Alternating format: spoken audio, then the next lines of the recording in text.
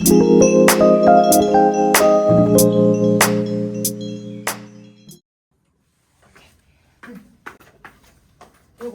보자. 어두장군이라고 하는 애는 아까 얘기했듯이 초성이라는 뜻이에요. 그래서 얘는 초성이라고 생각을 해주시면 되고, 그러면 단어의 첫머리에 자음군, 자음이 나란히 오는 것을 얘기를 해. 그러면 얘네들의 종류는 여러 가지가 있는데요. 어떤 애들이 여기에 들어가냐면 이렇게 생각해 주시면 돼요. 우선은 어두자음군은 여러분 자음을 나란히 배열을 할 거야. 2개 이상의 자음을 가로로 나란히 배열하는 방식을 얘기한다. 그러면 여러분 거기 참고 표시에 여기 개념에다가 나란히 쓰는 음운이라고 여기다 써주면 되겠다. 그래서 여기에 나란히 이렇게 빈칸 채워주시고, 자, 그러면 이 나란히 배열하는 애들은 그러면 종류가 어떤 애들이 있냐면 3가지 종류를 가지고 있거든요. 자, 얘는 여러분 비읍계라고 하는 애, 비읍으로 시작하는 어두자음군이 있었고, 시옷으로 시작하는 시옷계 어두자음군도 있었고요. 그 다음에 비읍 시옷으로 시작하는 비읍 시옷계 어두자음군도 있어요. 그럼 종류가 3가지가 있거든요. 그럼 자, 비읍계는 비읍 기역, 뭐 비읍 뭐 지읒, 아니면 비읍 시옷, 뭐 얘들아 요건 아니고 얘들아 이런 글자들이 있었어. 비읍 시옷 아니면 이런 비읍 티읕 이런 글자들이 있었어. 자, 그 다음에 시옷계는 시옷 기역, 시옷 디귿, 시옷 비읍, 이것도 요건 아니지만 얘들아 이런 글자들이 있었다. 자, 그럼 비읍 시옷계는요 앞에 비읍 시옷으로 무조건 시작을 해요. 비읍 시옷 기역, 비읍 시옷 디귿 2개밖에 없긴 했지만 이런 식으로 생긴 글자야. 근데 우리 이런 글자들은 받침에서는 우리가 볼 수는 있어. 얘들 없다 하면 여러분 비읍 시옷 받침 쓰기는 하잖아요. 근데 여러분 이런 건 받침에 쓰는 건 아니고 얘는 무조건 초성에만 쓰는 애들이었던 거야. 그러면 초성에 쓰는 애들인데 얘네들을 어떻게 발음을 했느냐? 그럼 발음할 때 여러분 뒤에 있는 자음을 된소리로 발음해 주시면 돼요. 얘를 된소리로 발음하면 쌍기역, 쌍지읒, 쌍시옷. 근데 쌍티읒은 없어가지고 아마 얘들아 이거는 비읍하고 티읒을 그냥 동시에 읽었다고 얘기를 해요. 자, 그 다음에 쌍기역, 쌍디귿, 쌍비읍, 쌍기역, 쌍디귿으로 읽을 거야. 그럼 이런 식으로 글을 읽다 보니까 그러면 여기 빈칸에 뭐라고 써주시면 되냐면 뒤에 자음으로 된소리 발음을 해주면 된다. 이렇게 정리를 해주면 될 것 같아. 뒤에 거를 된소리 발음을 해준다. 그러면 예를 들어 보면 여러분 옛날에는 요렇게 쓰네. 그러면 꼬리야. 뒤에 거를 된소리로 읽으면 꼬리라고 읽어주면 돼. 자, 여러분 우리 아래아가 첫 번째에 오면 이거는 아로 읽기로 했어요. 그러면 아로 읽고 얘는 뒤에 걸로 된소리를 읽을 거니까 쌀. 그래서 여러분 얘는 삼시옷에 아로 읽고 리을, 쌀. 이렇게 읽는다. 그래서 여러분 뒤에 걸 된소리로 읽는 애들을 어두장군이라고 생각을 해주면 될 것 같아. 자, 요거 따라 해볼게. 자, 여러분 비읍, 시옷, 디귿, 아예 이 이렇게 해도 읽었거든요. 그러면 여러분 여기 디귿 같은 경우는 쌍디귿으로 읽어주면 되니까 때. 먹을 때, 잘 때, 놀 때, 할 때 여러분 그때를 옛날에는 이렇게 썼던 거야. 그러면 글을 읽을 때 여러분은 뒤에 걸 된소리로만 읽어주시면 되는 거죠. 그래서 이게 여러분 자음 읽기예요. 자, 그러면 자음 읽기까지 정리를 다 했으니까 그러면 우리 이제 어딜 가냐면 음운 변동으로 한번 가봅시다. 자, 음운 변동. 여러분 음운 변동은 총 거기서는 7개를 써놓기는 했는데 사실 1번부터 4번까지만 잘 기억해둬도 돼. 1번부터 4번까지는 여러분 지금 두음법칙, 구개음화, 원순모음화, 그 다음에 전설모음화라고 되어 있는데요. 얘네들은 모두 다 중세에는 없던 음운 변동인데 현대에 와서 이게 음운 변동이 생겨난 거야. 그럼 자, 옛날에는 이런 발음을 적용 안 했어. 근데 지금은 그런 발음을 적용을 해. 그러면 당연히 여러분 우리가 지금 적용하는 발음을 어떻게 적용할 건지를 알아야 발음 원리를 이해할 수 있을 것 같아요. 자, 그러면 여러분 두음법칙부터 한번 시작을 해봅시다. 여러분 두음법칙 여러분 일상에서도 여러분 쉽게 찾아볼 수 있는 법칙이에요. 어떤 경우냐면 혹시 여러분 어렸을 때 이제 끝말잇기 하면 끝말잇기 할 때 혹시 리을로 시작하는 거 이응으로 바꾸는 거 허용. 혹은 여러분 니은으로 시작하는 말이 오면 그럼 이걸 이제 이응으로나 바꾸는 거 허용 뭐 이렇게 했던 거 혹시 기억나니? 그럼 여러분 만약에 리로 끝났어. 근데 내가 이걸 허용을 안 하면 이응으로 바꾸는 걸 허용 안 하면 리을을 얘들아 무조건 리역하만 얘기를 하거나 아니면 리로 시작하는 애들이 많이 없잖아요. 이렇게 해야 되는 경우. 그러면 리를 이로 바꾸면 이거를 여러분 두음법칙이라고 해. 혹은 니은을 여러분 이응으로 얘들아 그러니까 발음을 안 하는 거지. 그러면 이걸 두음법칙이라고 하는 거야. 그럼 두음법칙은 끝말잇기 할 때도 많이 쓰이기도 하고 또 어떨 때도 사용을 하냐면 여러분 북한에 김정은 와이프가 혹시 이름이 뭔지 아니 얘들아? 김정은 와이프 리설주거든요. 그래서 여러분 리설주인데 그 사람의 성하고 선생님 성하고 똑같다? 선생님이 이어서 선생님도 오얏나무 리자를 쓰거든요. 근데 그 사람도 오얏나무 리자를 쓰는데요. 근데 그 사람은 리설주라고 읽고 선생님은 이혜은이라고 읽는단 말이야. 그러면 여러분 만약에 선생님이 북한에 가잖아? 그럼 선생님 니예은이 될 거야. 그러면 왜 북한하고 남한하고 발음이 달라지느냐? 북한은 두음법칙 적용 안 해요. 근데 우리나라는 지금 두음법칙을 적용을 해요. 그러니까 이 차이가 생기는 거거든요. 그러면 두음법칙은 사실은 중세에는 없었던 거고 남과 북이 이렇게 나뉘고 있다는 건 북한은 옛날에 썼던 발음을 그대로 써요. 그러니까 일제강점기 지나서 여러분 삼국전쟁까지도 사실 우리나라 남한에서도 여러분 이거를 두음법칙을 적용을 안 했거든요. 그러니까 전쟁 끝나고 여러분 이게 두음법칙이 만들어진 게 사실 한 50년? 60년? 이 정도밖에 안 된 거야. 그러면 이런 두음법칙을 적용하면서 글을 읽어볼게요. 어떻게 적용을 하시면 되냐면 리을로 시작하는 애들이 오잖아요. 그러면 얘는 여러분 니은으로 읽거나 안 읽으시면 돼요. 니은으로 읽거나 안 읽으면 된다. 자, 그러면 어떤 경우가 있냐면 여러분 근데 그래도 우리 일상에서 했던 거라서 쉽게 찾을 수 있을 것 같아. 옛날에는 이렇게 글자를 써요. 그럼 여러분 이 리을을 니은으로 바꾸자. 낙원.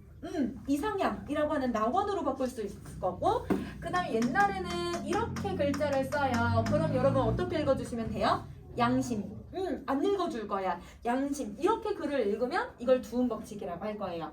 자, 그 다음에 니냐녀 뇨뉴 니에라고 하는 글자들이 있는데 얘네들도 니은을 안 읽을 거야. 이, 야, 여, 요, 유, 예로 읽을 거예요. 이야여 요요예. 그러면 지금 이 발음들이 다 두음법칙을 적용을 하고 있는 건데요. 그러면 이제 예를 들면 옛날에는 이렇게 글자를 썼던 거야. 어떻게 글자를 쓰냐면 난 선생님한테 말할 거야. 뭔가 친구가 잘못한 거를. 그러면 우리 대부분 선생님한테 이르다 이렇게 얘기를 하잖아요. 근데 옛날에는 이렇게 글자를 써요. 그러면 여러분 이거를 우리는 니르다라고 하면 이게 무슨 말인지는 모르지만 이거를 여러분 이르다라고 하면 이르고 있구나. 지금 다른 사람을 지금 이제 말하거나 아니면 지금 흉을 보고 있구나. 이렇게 생각을 해주면 되는 거지. 자, 아니면 여러분 우리 옛날에는 요렇게 글자를 써요. 그럼 우리 이거를 여러분 니은에다가 뉴 왔으니까 니은을 빼자. 요가. 이렇게 글을 읽어주면 돼. 그래서 니은을 안 읽고 니을도 안 읽거나 니을을 니은으로 바꾸면 되는구나. 이렇게 생각하시면 돼요. 자, 그 다음에 두 번째 국외음악. 국외음악은 우리 음운 변동을 여러분 이제 아마 시합 범위에 들어갈 것 같은데 이 국외음악가 음운 변동에 들어가 있는 애들. 그러면 이 국외음악은 디귿 뒤에 이야여 요요 예. 자, 이로 시작하는 애가 오거나 아니면 얘가 다 반모음 이가 들어가 있는 애들인데요. 반모음 이가 들어가 있으면 얘를 지읒과 치읒으로 바꿔요. 그죠? 국영을 배웠던 거 생각해보세요. 자, 그 다음에 이는 그대로 사용을 할 거야. 그런데 반모음 이에 야여요유 예가 들어가 있으면 얘네들은 여러분 단모음으로 다 바꿔버리자. 이중모음 여러분 야를 아로 바꿔서 발음을 하시고요. 여는 어로 바꿔서 발음을 할게. 그 다음에 여러분 요는 오로 바꿔서 발음을 하고 그 다음에 유는 우로 바꿀 거야. 자, 그 다음에 얘는 여러분 어에이로 바꿔서 발음을 해버리자. 그러면 이거를 국외음악을 적용을 해서 발음을 하면 훨씬 더 발음의 의미를 찾아내기 쉬울 것 같아. 자, 요것도 한번 보세요. 예시를 한번 봅시다. 옛날에 요렇게 글자를 사용해요. 써요. 여러분 디귿에다가 요가 온 거야. 그럼 자, 디귿에 아까 요 오면 국외음악의 적용에 해당하잖아요. 그럼 국외음악을 적용합시다. 디귿을 지읒으로 바꿔요. 요는 단모음을 적용합시다. 그러면 얘는 좋다네. 옛날에는 좋다를 좋다라고 썼던 거야. 그럼 이거를 보면 아무리 봐도 이게 무슨 의미인지를 구분하기 어려우니까 읽는 방법을 이렇게 적용을 한다는 거예요. 그러면 여러분 예서 좋다를 옛날에는 어떻게 발음을 했냐면 이거 그대로 발음을 해. 왜냐면 구개어가 없었으니까 옛날 사람들은 좋다. 그러니까 혀 짧은 소리를 계속 내는 거야. 그래서 요거를 지읒으로 바꿀 거야. 자, 혹은 옛날에는 이 산의 이름을 요렇게 썼어요. 산 이름을 이렇게 썼는데 우리 지금은 산 이름을 티악산이라고 하지 않아요. 어떻게 부르냐면 치악산이라고 해. 그러면 산 이름 중에 치악산이라고 하는 산이 있는데 이 산을 구개말 적용해서 발음을 해줘야 되는구나. 이렇게 생각을 해주시면 될 것 같아요. 그래서 디귿티읕을 지읒하고 치읒으로 바꾸면 된다. 어떨 때만 이하여요요 얘가 올 때만. 자, 그 다음에 이제 세 번째야. 원순모음화라고 하는 애는 얘도 옛날에는 없었어. 그러면 우리 지금 현대에서 만들어진 거니까 그걸 적용해서 발음을 해보자. 미음, 비읍, 피읍, 쌍비읍은 여러분 어디에서 소리가 나냐면 입술에서 소리가 나네? 그러면 입술이 얘들아 소리가 내니까 얘를 한자로 순음이라고 얘기를 해요. 자, 그러면 순음은 입술이 이렇게 부딪히면서 소리가 나요. 근데 여러분 으를 발음을 해보시면 하면 입술이 혹시 맞나요? 입술이 안 맞나요? 그러니까 얘들아 입술이 마주치면서 내는 소리가 갑자기 입술을 안 마주치면서 소리로 내려고 하니까 발음하기가 너무 힘든 거야. 그래서 얘를 입술과 관련된 여러분 이 모음으로 바꿔주는데 우는 여러분 입술이 이렇게 동그랗게 말린단 말이에요. 최대한 그래도 붙으려고 노력을 하고 있으니까 우로 바뀌어요. 그러면 여러분 이 으를 우리는 무슨 모음이라고 하냐면 입술을 평평하게 만드는 평순 모음이라고 하고요. 이 평순 모음을 누구로 바꾸냐면 뿌라고 하는 원순 모음으로 바꿀 거야. 그래서 쉽게 말하면 으를 우로 바꿔요. 을을 우로 바꾼다. 그러면 예시를 한번 적용을 해볼게. 자, 우리 옛날에 이제 숫자, 요런 숫자가 있잖아요. 20. 그럼 20을 우린 다른 말로 뭐라고 하냐면 20이라고도 해. 그치? 그럼 옛날에는 어떻게 썼냐면 이렇게 쓸 거야. 미음에다가 그러면 여러분 옛날 사람들은 스물 이렇게 읽었다는 뜻이거든. 근데 우리는 스물이라고 읽지 않잖아. 그래서 얘를 스물로 읽으면 의미를 파악하기가 쉬울 것 같아. 스물. 자, 그 다음에 옛날에 여러분 요 한자도요 이렇게 읽어요. 그러면 우리는 어떻게 읽어줘야 돼? 불. 원순모음을 적용해서 읽어줄 거야. 불. 이렇게. 자, 그럼 또 하나 더 해보자. 이건 어떻게 읽으면 될까? 우선은 비읍을 뒤에 거를 된소리로 읽어야겠지. 그러면 된소리로 바꾸면 쌍비읍이 되고 으가 왔으니까 저기 쌍비읍에 으 원거니까 우로 바꿔야겠다. 뿔이 났다 할 때 뿔. 그러면 여러분 옛날에는 이렇게 썼네요. 그래서 이런 식으로 글자들이 만들어진다라고 생각을 해주면 될 것 같아요. 자, 그러면 이거를 이제 원순모음화라고 하고요. 자, 이제 네 번째 전설모음화도 가보자. 시옷, 지읒, 치읒이 을을 만나요. 그러면 이게 어떻게 변화하고 있는지 한번 봅시다. 여러분 사람 얼굴이 이렇게 있어요. 그리고 사람의 이가 이렇게 있어요. 자, 여기 입천장이에요. 그러면 지금이랑은 좀 달라. 옛날 이제 중세에서는 시옷하고 지읒하고 치읒이 모두 다 동일한 공간에서 발음을 하게 되는데요. 그곳이 어디냐면 바로 여기 윗니에서 소리가 나요. 시옷, 지읒, 치읒이. 그런데 으가 어디서 소리가 나냐면 으는 여기 뒷부분, 혀 뒤쪽에서 소리가 나. 그러면 으는 어떤 애냐면 후설모음이라고도 하거든요. 최고점이 뒤로 가 있어서. 그래서 으는 후설모음이야. 그러면 시옷, 지읒, 치읒은 여러분 이 앞에 있는데 으는 뒤에 가 있으니까 사실 이게 몇 센치가 안 되긴 하지만 여러분 상대적으로 여기가 되게 멀다라고 생각을 해. 그래서 발음하기가 어려워지니까 이거를 여러분 이 을을 앞으로 당길 거야. 앞으로 당기면 똑같은 위치에 어디에 있냐면 여기에 이라고 하는 모음으로 바뀌어요. 그러면 이는 앞으로 당겨진 거니까 얘를 전설 모음으로 바꿀 거야. 그래서 전설 모음화. 그래서 전설 모음이 되고 있으니까 전설 모음화가 된다. 이렇게 생각을 해주면 돼. 자, 이것도 예시를 한번 적용을 해볼게. 우선은 여러분 어떻게 예시를 들 수 있냐면 이런 애가 있어.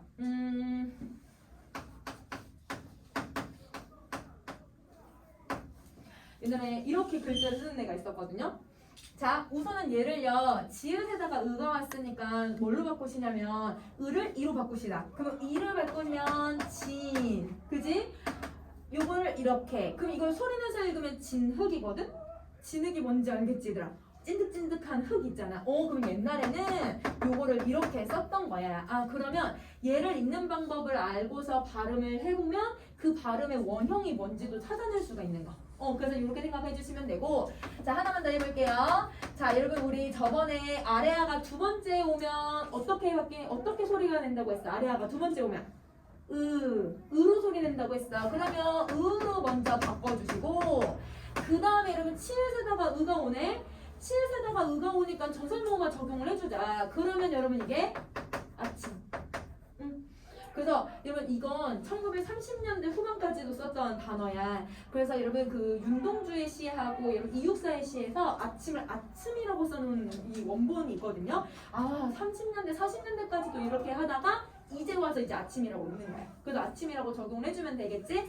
자, 그러면 여러분 이렇게 4번까지 정리하셨잖아요. 그러면 이제 5번도 한번 가볼게. 자, 한자에 이중모음들이 나와요. 뭐 야여, 요요, 예 이런 애들이 오면 대부분 다 뭘로 바꿔주시면 되냐면 단모음으로 바꿔주시면 돼요. 단모음으로 바꿀 거야.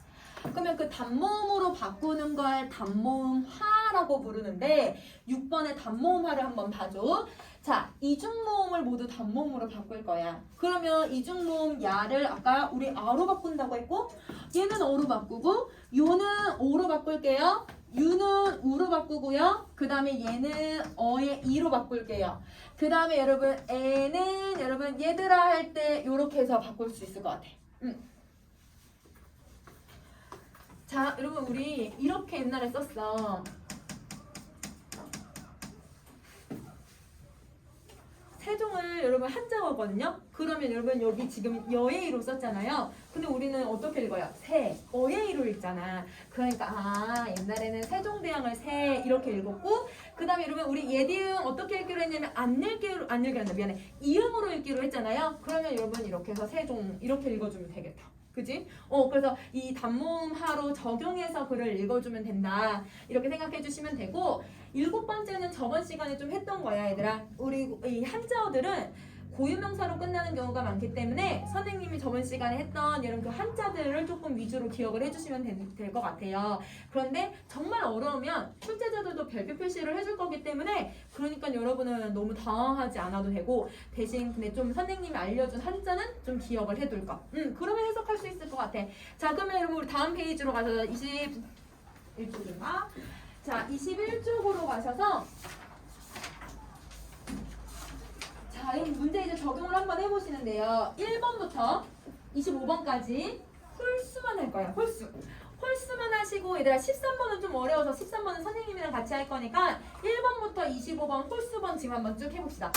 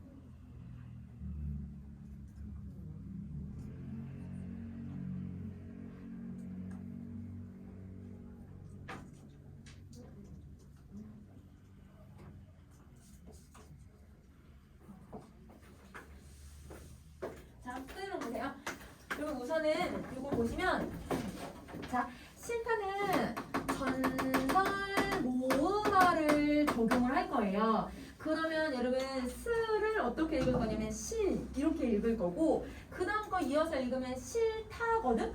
싫다라는 발음이 나올 수 있는 원형이 누가 있냐면 난 네가 싫다 이렇게 하는 거니까 그러면 얘 원형이 이거라는 거 우리 찾아낼 수 있을 것 같아. 발음은 싫다고. 그지? 자, 그 다음에 얘 같은 경우는 첫 번째 아래하는 아로 읽을 거고 두 번째 아래하는 으로 읽고 반쯤 안 읽기로 했으니까 이거 우리 저번 시간에 했던 거죠? 마음 똑같이 가을 이렇게 정리해 줄 거야. 자, 그 다음에 얘는 부음 법칙을 적용을 할 거예요. 부음 법칙 적용하면 니은을 안 읽을 거니까 이 나뭇잎을 옛날엔 이렇게 썼던 거네. 자, 그 다음에 얘 같은 경우는 여러분 구개음화를 적용할 수 있는 건 얘밖에 없어. 왜냐면 이런 구개음화 적용할 때 이나 반모미가 들어가 있는데 아는 반모미가 아니란 말이에요. 그러니까 얘는 지나 구개음화를 적용을 해요. 자, 그 다음 얘 같은 경우는 전설모음화를 적용을 해보자. 전설모음화를 적용을 해보면 지, 눈짓, 손짓, 발짓, 몸짓 할 때 지. 자, 그 다음에 요거는요 여러분 이렇게 나와 있으면 어떤 걸로 해도 해석이 잘 안 되면 된소리로 읽으시면 돼요. 그래서 여러분 얘가 된소리로 읽으면 여러분 우리 된소리로 초성을 읽으면 쌍기역으로 바꾸시고 그러면 꺾어 이렇게 발음이 돼. 요걸 그대로 읽으면 꺾어. 그럼 얘들 꺾어가 원형이 뭘까? 꽃을 꺾어 이렇게 되겠지. 그래서 여기 꺾어 이렇게 써줄 거야. 자, 이런 식으로 되어 있는 애들이 누가 있냐면 대표적인 애가 요런 애가 있어. 얘도 아무리 뭘 적용해도 의미가 곧이 뭐지? 이렇게 되니까 얘도 여러분 된소리로 바꾸면 꽃 발음하면 꽃. 그러면 얘가 옛날에는 꽃을 이렇게 썼구나 라고 하는 걸 할 수 있게 해줘요. 그래서 이게 어떤 단어 문맥상에서 어떤 단어의 의미인지 잘 구분이 안 된다라고 하면 앞에 걸 된소리로 바꿔주는 거야. 알겠지? 자, 그 다음에 얘는 여러분 단모음화를 적용을 할게요. 단모음화를 적용하면 적다예요. 적다. 자, 그 다음에 고티다인데요. 그러면 얘 같은 경우는 구개음화를 중간에 적용을 해주면 고치다 이렇게 글을 쓸 수 있을 것 같고 자, 그 다음에 얘는 우선은 선생님 발음을 먼저 적어볼게. 얘를 발음을 해보면 첫 번째는 아로 읽고 그 다음에 두 번째는 으로 읽고 그 다음에 이런 발음이 나오는 것 같아. 근데 이런 발음이 나올 수 있는 애는 두 개가 있거든? 아마 여러분 하나 쓰셨는데 선생님을 두 개 정리해보자. 어떤 경우가 있냐면 나는 너랑 같으니 우리 이걸 해보자 할 때 같으니 이렇게 쓸 수 있어. 그러면 얘는 같으니 이렇게 쓸 수 있고요. 어간하고 어미가 결합한 것처럼 해석해도 되고 아니면 나랑 생각이 같은 같은 사람이라고 해석해도 되잖아. 같은 띄고 이렇게 써도 되는 거네. 옛날에는 띄어쓰기도 안 했고 옛날에는 여러분 이렇게 여러분 다 소리 나는 대로 썼으니까 그러면 여러분 이렇게도 두 가지로도 문맥에 따라서 다르게 해석할 수 있을 것 같아. 자, 그 다음에 때를 갈게요. 때 같은 때는 여러분이 말했다. 자, 때네 때. 그래서 뒤에 거를 여러분 된소리로 읽어주시면 될 것 같아요. 얘는 여러분 어떤 애냐면 니은에다가 녀가 바로 왔잖아. 그 단어의 첫머리에 해당하는 거니까 얘는 두음 법칙을 그냥 바로 적용을 할게요. 두음 법칙을 적용하면 옛날 할 때 예시야. 옛것 옛날 할 때 예시 써. 그래서 얘는 예시라고 고쳐주자. 자, 그 다음에 이건 아까 했던 거니까 전설모음화 적용하면 아침이라고 읽을 수 있을 것 같아. 그러면 이렇게 해서 우리 옛날 말을 읽을 수 있구나. 그러면 여러분 짝수로는 여러분이 숙제를 해올 거. 응? 자, 그럼 넘어가셔서 22쪽 봅시다.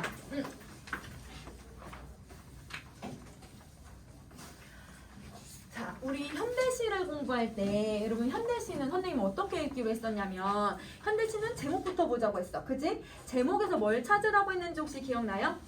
시적 대상. 그치? 시적 대상이야.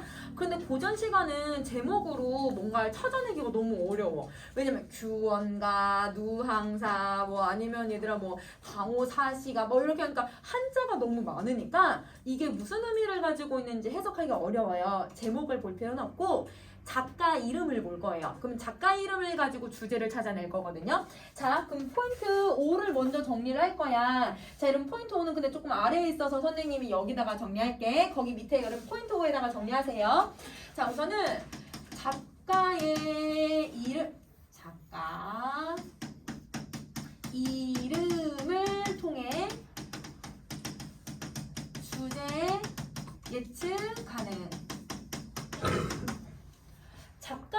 이름을 가지고 주제를 예측할 수 있어. 작가의 이름을 가지고 주제 예측을 가능하다. 그래서 포인트 5에다가 정리해주세요. 자, 그러면 작가층 하나씩 한번 정리를 해보자. 이러면 첫 번째 어떤 애가 있냐면, 여러분 서대부. 이렇게 있고, 사대부가 있고. 그 다음에 여러분 또 누가 있냐면 여성 작가들이 들어있네. 그러니까 여성 작가들이 그렇게 많은 건 아니었으니까 여성 작가층이 있고요. 그 다음에 평민층도 있어요. 이렇게. 그러면 얘네들을 어떻게 찾는지가 좀 중요할 것 같아. 그러면 여러분 평민들은 진짜 얘들아 노빈 문서들을 보면 얘들아 진짜 개똥이, 소똥이, 뭐 얘들아 진짜 막똥이 막 이런 이름들이 있으니까, 그러니까 얘네들은 우리 작품에서도 작자미상이라고 표현을 해. 이름이 없어. 작자미상. 그럼 작자미상은 무조건 평민이 되는 거야. 자, 그 다음에 여성 작가들은 대표적인 사람들이 누구가 있냐면 여러분 황진이, 우리 몇 번 정리했다. 황진이 혹은 홍랑, 개랑, 홍랑, 개랑, 그 다음 뭐 매화라고 하는 이런 기녀들도 있었고요. 그러면 이런 기녀들 말고도 여성 사대부들이 있는데, 그럼 여성 사대부의 대표적인 건 여러분 허난설원 이렇게 찾아주시면 돼요. 여러분 신사임당은 누가 봐도 여러분이 알잖아요. 아, 이거 여자라는 거. 그 다음에 여러분 유씨 부인, 부인이라는 말을 나타내니까 이거 여자가 썼다라는 거 알 수 있잖아. 아니면 얘들아 누구누구의 모, 엄마라고 하면 여자가 썼다라는 거 알 수 있잖아요. 그러니까 이름은 이 정도만 기억을 해도 이게 여성 작가라는 걸 알 수 있을 것 같아. 그러면 이 작자미상하고 여성 작가를 제외하면, 그러면 그 외의 이름들은 모두 다 그러면 사대부가 되는 거네. 자, 그러면 사대부들은 어떤 여러분 주제를 가지고 있는지 한번 살펴볼게요. 사대부들은 대부분 어렸을 때부터 자연에서 공부를 많이 했고, 그 다음에 커서는 관직 생활을 하니까 내가 막 자연 가서 살고 싶대. 자연에 대한 막 그런 이상적인 모습을 가지고 있고, 나이가 들어서 관직에서 물러나면 자연에서 일단 은거하고 수양하면서 사는 게 자기 목표였던 거야. 자연이랑 일생을 뗄래야 뗄 수가 없기 때문에 자연에 대한 주제가 제일 많고요. 또는 여러분 유교에 대해서, 유교와 충과 효에 대한 입장을 드러내는 거야. 유교. 이렇게 정리할게. 자, 그러면 여성 작가들은 아무래도 사랑과 이별에 대한 이야기가 많으니까 사랑과 이별에 대한 모습이 두드러지게 나타난다 라고 생각을 해주시면 돼요. 자, 평민들은 우리 주변에 있는 흔한 이야기들, 그러면 사랑, 이별, 내가 농사지어, 내가 얘들 물고기 잡았어, 내가 오늘은 뭘 했어, 친구들이랑 놀았어, 일상에 대한 이야기도 얘들아 쓰고 있고요. 그 다음에 탐관오리 때문에 못 살겠다, 내가 이놈의 나라를 못 살겠다, 아니면 저 사람은 왜 저런 행동을 할까? 다른 어떤 대상이나 사회를 비판하는 거. 그럼 여러분 비판이라고 하는 주제가 많이 드러난다라고 생각을 해주시면 돼요.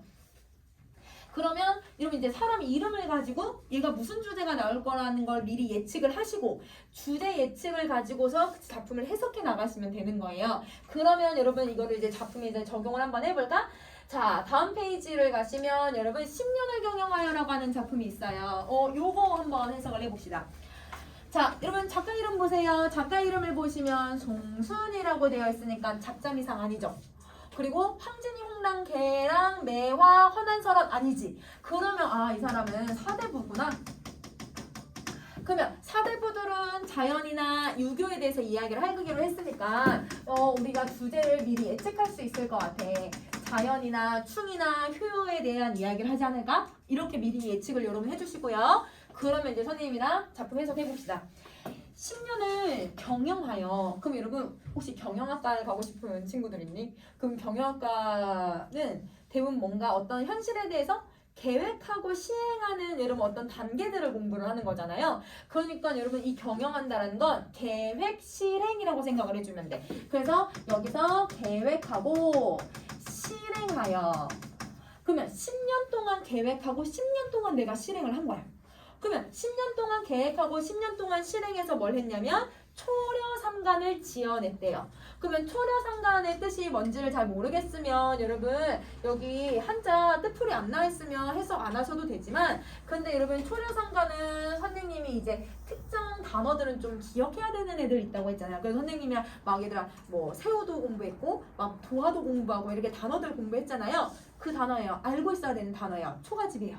그러면 얘는 초가집이라고 정리 한번 해볼게. 여러분 평민들이 글을 썼어. 근데 그 평민들이 초가집에서 살고 있다. 그러면 그건 진짜 가난한 거야.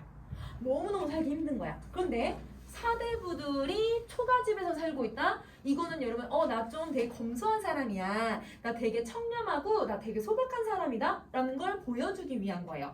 하나의 예로 들면 윤선도라고 하는 작가가 있는데 이 작가는 여러분 1학년, 2학년 때 어떻게든 여러분 작품 다 배우겠다. 교과서에 여러분 윤선도 작품이 꼭 하나씩 꼭 들어가 있거든요. 만행이라는 작품이 1, 2학년 때 배우게 되는데 여러분 거기서 뭐라고 하냐면 그 글을 쓴 사람이 뭐라고 얘기하냐면 자기는 초가집에서 산대. 그 초가집도 아니야. 그냥 띠로 이렇게 엮은 그런 집에서 생활을 한대. 근데 실제로 여러분 윤선도는 유배를 자주 갔거든요. 유배를 가 있는 동안 집안이 너무 빵빵한 집안이어가지고 얘들 그 섬에다가 자기만의 파라다이스를 만들어. 기와집 딱 지어놓고 그 다음에 인공호수도 파내거든? 그래서 호수도 만들어내요. 그런데 자기는 얘들아 문학작품에서 뭐라고 얘기하냐면 띠집에서 산대. 초가집에서 산대. 개뻥이잖아. 그럼 여러분 이 사람은 되게 자기가 소박하게 살고 싶다는 걸 계속 어필하고 싶은 거야. 그게 당시의 미덕이었거든. 사대부들의 미덕이에요. 그래서 여러분 막 황희정승 청렴하게 살았다. 아니면 태계이왕도 청렴하게 살았다. 사대부들은 청렴하게 사는 게 당연한 거라고 생각을 했던 거야. 그러니까 그렇지 않더라도 그런 척하고 있는 거야. 그러면 여러분 여기서도 진짜 초가집에서 생활하는 게 아니라 나는 소박한 삶을 지향해. 이런 걸 보여주고 있는 거라서 여러분 초가집이 나오면 사대부가 초가집을 얘기하면 소박한 삶이라고 생각을 해주시면 돼요. 소박한 삶. 자, 그럼 다시. 그러면 여러분 10년 동안 계획하고 해낸 게 겨우 초가집 만드는 거야. 그러면 10년 동안 얘들아 내가 돈이 없어서 초가집 만들었다는 게 아니라 자기 스스로 계획, 주도적으로 계획해서 초가집을 만든 거잖아요. 자기가 초가집도 만족해. 난 초가집도 괜찮아. 이렇게 생각했기 때문에 계획하고 이걸 시행을 한 거지. 그러면 여기 무슨 태도가 나오냐면 가난해도 소박해도 난 괜찮아. 만족해. 이런 태도가 들어가서 우리 저번 시간에 했던 거. 여러분 이게 안분지조 안빈낙도의 태도가 들어간다 라고 생각을 해주시면 돼요. 안빈낙도 안분지조. 그럼 여러분 사대부들이 이렇게 뭔가 소박한 삶을 드러내주고 그거에 대해서 괜찮다 이렇게 얘기를 하고 있으면 그러면 무조건 저 태도라고 생각을 해주면 되는 거야. 자, 그 다음에 여러분 저기 이제 삼간이라는 표현이 나왔잖아요. 초려 삼간 할 때 삼간. 지금은 여러분 집의 어떤 크기를 얘기할 때 몇 평이라는 표현을 쓰지. 한 평, 두 평, 세 평. 그렇지? 그런데 옛날에는 간이라고 표현을 해. 간이라고 하거나 칸이라고도 하는데요. 법으로 정해져 있어요. 임금님보다 더 큰 곳에 살면 안 된다라고 해서 법으로 사대부들이 최대한 지을 수 있는 게 9칸만 지을 수 있었거든. 99칸짜리가 제일 큰 집이야. 그래서 여러분 막 안동이나 아니 우리 옛날 막 어느 고택 같은 데를 가보면 진짜 큰 데는 그게 99칸짜리예요. 그럼 진짜 어마어마하게 큰 데거든. 막 집이 몇 채가 막 있어. 그런데 세 칸이라고 하면 지금 여기에 한 반은 좀 안 되고 한 3분의 1 정도 여기 두 번째 줄 이렇게까지. 그럼 여러분 잘 보세요. 한 요 정도 두 번째 책상까지 해서 한 요 정도는 방을 하나 만들고 아궁이 하나 만들어내고 왜냐면 불 때야 되니까 아궁이 만들고 대충 뭐 좀 만들어내면 이거 지금 너무 좁잖아. 그런 좁은 집에서 나는 만족하면서 살고 있대. 근데 그 좁은 집이 조그마한데 뭐라고 얘기하냐면 세 칸짜리에 나 한 칸. 한 칸은 내가 생활을 해. 그 다음 거 여러분 이거 어떻게 읽으면 돼요? 달 한 칸이죠. 그러면 여러분 한 칸은 달에게 주겠대. 그 다음에 여러분 이거는 끝에 있는 글자만 읽으셔도 돼요. 그죠? 바람 한 칸 맡겨주고. 그러면 여러분 바람을 또 한 칸 이렇게 주겠대. 그러면 자기는 아주 조그마한 집을 만족하는데 그것도 자기 혼자 사는 게 아니라 자연과 함께 살려고 해요. 그러면 자연과 되게 친하게 함께 살려고 하고 있으니까 여기서 그러면 무슨 태도가 나타나냐면 자연 친화적 태도가 나타난다.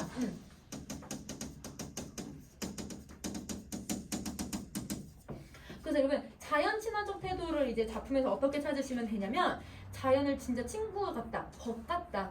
자연 외에 어떤 친구가 있겠니? 이렇게 얘기를 하거나 아니면 자연이랑 자기랑 똑같은 행동을 하고 있으면 자연 친화적 태도라고 생각을 해주시면 돼요. 자, 그러면 이제 다시 가보자. 그러면 여기서 여러분 우리 표현법 2개를 찾아낼 거야. 이 중장에서만. 표현법 2개를 찾아보자. 첫 번째, 한 칸 한 칸 한 칸. 여러분 뭘 해요? 똑같은 말을 되풀이하죠. 반복법을 써요. 그런데 여러분 이 달하고 바람은 나랑 같이 생활을 하잖아. 근데 얘네들은 사람이 아닌데 같이 우리처럼 생활한다고 표현할 수는 없잖아요. 근데 같이 생활하겠다고 했으니까 사람처럼 표현하고 있는 것 같아. 그러면 의인법을 쓰고 있는 거네. 그래서 반복하고 의인법 쓰고 있다. 자, 이제 마지막 강산. 여러분 선생님 저번 시간에 강하고 산 제가 각각 해석하는 게 아니라 자연물 2개 나오면 뭐라고 해석했는지 혹시 기억나? 뭐라고 해석하기로 했어? 자연. 그럼 여러분 얘는 자연은 드릴 데가 없으니 둘러두고 보겠다. 그러면 여러분 지금 어떤 상황이냐면 이렇게 얘들아 내가 집에 자연과 함께 사는 것도 모자라서 집 주변에 얘들아 이렇게 물도 있고 산도 있고 나무도 이런 식으로 해서 집을 다 둘러놓고 살겠대요. 자연 속에서 살겠다. 이런 얘기를 하고 있는 거네. 그러면 여러분 이걸 둘러둔다라는 게 뭐냐면 뒤에 집에 병풍을 옛날에 둘러두었잖아요. 그래서 여기에 병풍처럼 둘러두겠다. 이렇게 이 말이 빠져있어. 그러면 병풍처럼 둘러두고 보겠다라고 했으니까 그럼 여러분 이 병풍처럼이라고 했으니까 무슨 표현법이 들어가냐면 지규법도 들어가 있네요. 자, 그리고 뭐뭐 하리, 뭐뭐 하리라. 여러분 이걸 미래 시제이기도 하지만 뭐뭐 할 거야. 여러분 내가 다짐을 하고 있는 거니까 화자의 의지도 보여주고 있다라고 생각해 주시면 될 것 같아요. 자, 그러면 작품 선생님이 이렇게 정리를 했는데 우리 빈칸만 얼른 한번 정리 한번 해볼까? 자, 여러분 우리 분석 1번을 한번 가세요. 자, 작가의 이름을 가지고서 여러분 뭘 찾아낼 수 있었냐면 사대부라는 걸 찾아낼 수 있었던 것 같아요.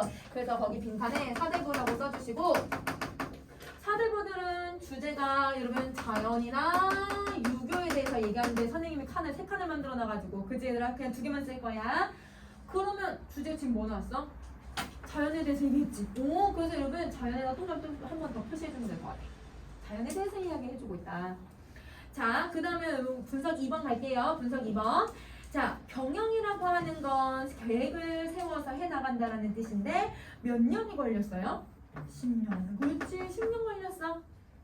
그 시간 동안 여러분 뭘 만들어냈어요? 초려상관, 초가집 하나 만들어냈어. 그러면 그 초가집을 지어낸 게 이거 내가 가난한 게 아니라 어떤 삶을 지향하는 거야? 지향하는 거야? 소박한 삶을 지향한다. 이렇게 빈칸 채워주시면 되죠. 자, 그러면 여러분 이제 중단 가세요. 나 한 칸, 달 한 칸, 청풍 한 칸 맡긴다고 했으니까 화자하고 나하고 달하고 바람이 같이 살려고 노력을 해. 그러면 여러분 얘네들은 즉 자연과 함께 하려고 하는 어떤 태도가 나온다? 자연 친화적인 태도가 나온다. 그러면 선생님이 하나 더 정리할게. 근데 자연 친화적인 태도에서 대상이라고 하는 여러분 바람하고 이 달이 화자랑 똑같은 행동을 하길 원하잖아요. 그러면 여러분 이거를 뭐라고도 하냐면 무라일체라고도 해. 칸이 없긴 한데 얘들아 거기 아래다가 하나 더 써줘. 자연 친화적 밑에다가 무라일체 하나 더 써줘. 대상과 화자가 동일하다고 느끼는 것이다. 무라일체 사상이 나타나요. 자, 이제 마지막. 여러분 3칸짜리 집을 강산을 넣을 데가 없으니까 어떻게 하겠다? 병풍처럼 불러놓고 보겠다. 그 빈칸에 병풍이라고 써주면 될 것 같아. 자, 그러면 다음 페이지 넘어가서 하나 더 정리하자. 분석 3. 자, 이런 분석 3. 자연의 이 배경이 어디냐면 자연이죠. 그래서 거기다 자연이라고 쓸게요. 자연이고요, 자연. 그러면 이 글의 주제는 어떤 주제를 가지고 있냐면 자연에서 소박하게 사는 게 내 꿈이야. 그래서 여러분 그런 거를 우리는 한자성어로 아까 얘기했듯이 안빈낙도, 안분지조. 여러분 이 한자성어가 그대로 그냥 주제가 된다라고 생각해 주시면 될 것 같아요. 오케이. 자, 그러면 우리 잠깐 쉬는 시간을 하고 그 다음에 편식구 개념이랑 다른 거 한번 봐볼까? 우리 잠깐 쉬는 시간을 합시다.